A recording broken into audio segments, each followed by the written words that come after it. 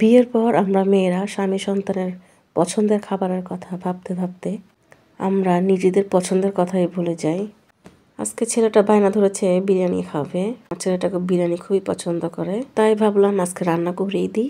তো ওদিকে তো আমি প্রথমে মাংসটা ভেজে নিয়েছিলাম, পরে আলুগুলো ভেজে নিচ্ছিলাম। এদিকে চালটা ভিজিয়ে রাখবো ধুয়ে। আমি চালটা ভালো করে ধুয়ে নিবো। এগুলো হচ্ছে পোলার চাল দিয়ে করবো আজকে আমি।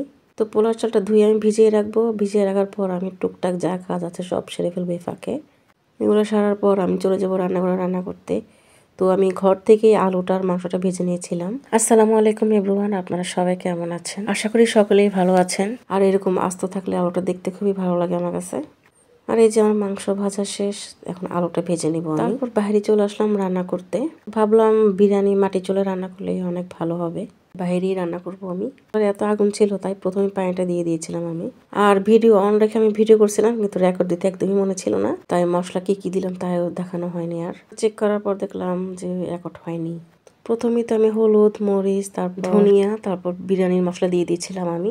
যেখানে আদা রসুন দিলাম, বাটা দিলাম। তারপর নারকেল, কাঁচামরিচ, জিরা, জয়ত্রী এগুলো সব একসাথে বেটেছিলাম আমি। তো এই যে আমি ভালো মতো কষিয়ে নিচ্ছিলাম, আর সুন্দর একটা বিরিয়ানির ফ্লেভার আসতেছিল। পুরোটা মশলা অনেক সুন্দর জ্বলছিল আজকে। এই মশলাটা কষানো হয়ে গেলে মাংসগুলো দিয়ে আমি কষিয়ে নিব ভালো মতো। এই যে দই দিয়ে দিচ্ছিলাম, দই বের করতে মনে নাই, একদম বরফ ছিল দই। এখন আমি টক দই দিয়ে দিচ্ছিলাম, উপর থেকে আস্তে আস্তে নিচ্ছিলাম আমি টক দইগুলো। দইটা ডিপে ছিল, বের করতে একদমই মনে ছিল না আমার। এই যে পুরোটা বরফ হয়ে আছে, তো আমি খুন্তি দিয়ে যতটুকু পারি ততটুকু নেওয়ার চেষ্টা করতেছি আমি। আজকে আমি সম্পূর্ণ একদম বাটা মশলা দিয়ে সবকিছু রান্না করতেছি। আর বাটা মশলা, তারপরে যে মাটির চুলায় রান্না যে কি স্বাদ হবে সেটা আপনারা বুঝতেই পারছেন। তো এখানে আমি কোনো পানি অ্যাড করবো না, এই মশলাটার মধ্যে আমি সব কষিয়ে নেবো ভালো করে। এই যে দেখেন কি সুন্দর হয়েছে আমার কষানোটা। আর এই কষানোর মধ্যে আমি মাংস, আলু সব কষিয়ে নেবো এখানে ভালো মতো। এটা কষানো হয়ে গেলে আমি এক সাইড করে রেখে দিব। আমার আলুটা আরেকটু সিদ্ধ হবে, সেজন্য আরেকটু কষিয়ে নিচ্ছিলাম ভালো মতো। আর এই যে আমার কষানো প্রায় শেষের দিকে হয়ে গেছে আমার। পরে এখানে আমি যে পেঁয়াজ বেরেস্তা করে নিচ্ছিলাম, এখানে আমি একটু আদা রসুন বাটা দিয়েছিলাম। এইখানেই আমি সবগুলো চাল দিয়ে দিলাম, দিয়ে ভালো মতো ভেজে নেব আমি। আর চালটা ভালো মতো ভাজা হলে কিন্তু ভাতটা খুবই সুন্দর হবে। এই যে আমি একটু অল্প অল্প আগুনে আঁচ দিচ্ছিলাম, আর এখানে ভালো মতো ভেজে নিচ্ছিলাম। তো আমার চাল তো ভাজা শেষ, আমি পরিমাণ মতো পানি দিয়ে দিয়েছি। তারপর এখানে আমি মাংসগুলো দিয়ে দিয়েছিলাম। তো এখন আমি ভালো মতো জাল দিব, জাল দেওয়ার পর ভালো মতো বলক উঠিয়ে নিব। তারপর আমার বিরিয়ানি হয়ে গেছে, আমি চুলাটা অফ করে দিয়েছি। আর এই আগুনের তাপে আমি অনেকক্ষণ আরো বসিয়ে রাখবো এটাকে, ভালো মতো ভিতরে চালগুলো সিদ্ধ হয়ে যায়। তো এটার মধ্যে আমি কিছু ঘি দিয়ে দিব। তো ঘিটা দেওয়ার পর আমি আর একটু ভালো মতো নেড়ে চেড়ে দিব, উল্টে পাল্টে দিব আমি। তো আমার ভাত এখনো ভালো মতো ফোটেনি, তাই আমি ভালো মতো নেড়ে একটু দমে রেখে দিব। আর এই আগুনের তাপেই আমার বিরিয়ানিটা হয়ে যাবে। একটু ভালো মতো নেড়ে চেড়ে দিচ্ছিলাম, যাতে ভিতরে কিছু কিছু চাল এখনো কাঁচা ছিল, ওগুলো যেন ভালো মতো মিশে যায়। আর আমি এভাবে ভাপে রেখে দিব। তো ঢাকনা দিয়ে ঢেকে আমি আধা ঘন্টা রেখে দিব। এটাকে রেখে আমি সালাতের জন্য সবকিছু রেডি করব। আর এদিকে তো আমরা মা মেয়ে টিং টিং করে চলে যাচ্ছি ঘরে। তারপর এই দুষ্টু মেয়েটাকে একটা কাজে লাগিয়ে দিলাম। আর দেখেন ও কিভাবে সিঁড়ি দিয়ে ওঠে। সবাই আমার দুষ্টু মেয়েটার জন্য একটু দোয়া করবেন। ওকে ঘরে রেখে আমি একটু ছাদে যাব। ছাদে গিয়ে আমি পুদিনা পাতা আনবো সালাতের জন্য, কাঁচামরিচ এনে নিব আমি। সকালে অনেক রোদ ছিল, তাই এখানে কিছু বেসন রোদে দিয়েছিলাম আমি, তারপর কিছু চাল রোদে দিয়েছিলাম।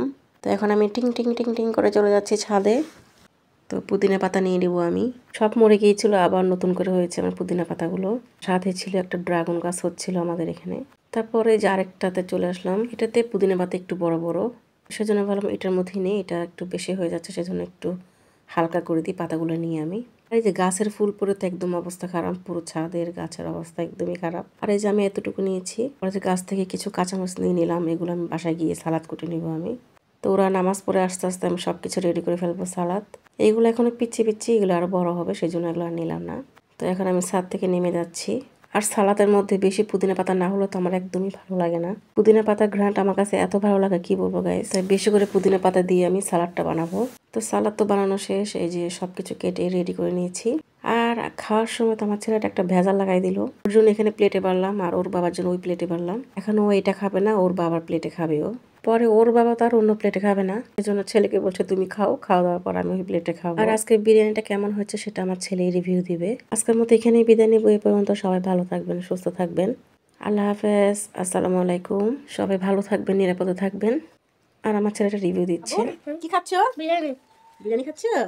কেমন হয়েছে বিরিয়ানি? Super super. এই গুড বয়।